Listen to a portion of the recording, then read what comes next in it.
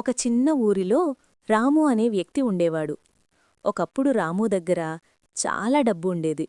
మంచి వ్యాపారం, పెద్ద ఇల్లు, చుట్టూ చాలామంది స్నేహితులు. డబ్బున్న రోజుల్లో అతని ఇంటి ముందు ఎప్పుడూ జనాలుండేవారు. రాముగారు, రాముగారు అంటూ గౌరవంగా పలకరించేవారు. రాము మనసు కూడా చాలా గర్వంగా ఉండేది. నా దగ్గర డబ్బుంది కాబట్టే అందరూ నన్ను గౌరవిస్తున్నారు అని అనుకునేవాడు. కాని కాలం ఒకేలా ఉండదు. ఒకరోజు వ్యాపారంలో నష్టం వచ్చింది. కొద్దిగా డబ్బంతా పోయింది. ఇల్లు అమ్ముకోవాల్సి వచ్చింది. అప్పటివరకు ఉన్న స్నేహితులు ఒక్కొక్కరుగా దూరమయ్యారు. డబ్బులేని రోజుల్లో రాము ఇంటి ముందు నిశ్శబ్దం. పలకరించేవాళ్లు లేరు. ఫోన్ చేస్తే ఎత్తేవాళ్లు కూడా లేరు. అప్పుడు రాము మనసు చాలా బాధపడింది.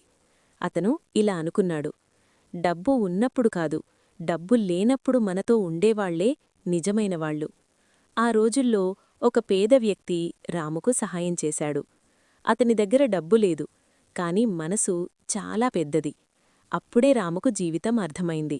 కథనీతి: నిజమైన బంధాలు డబ్బుపై కాదు, మనసుపై నిలబడతాయి.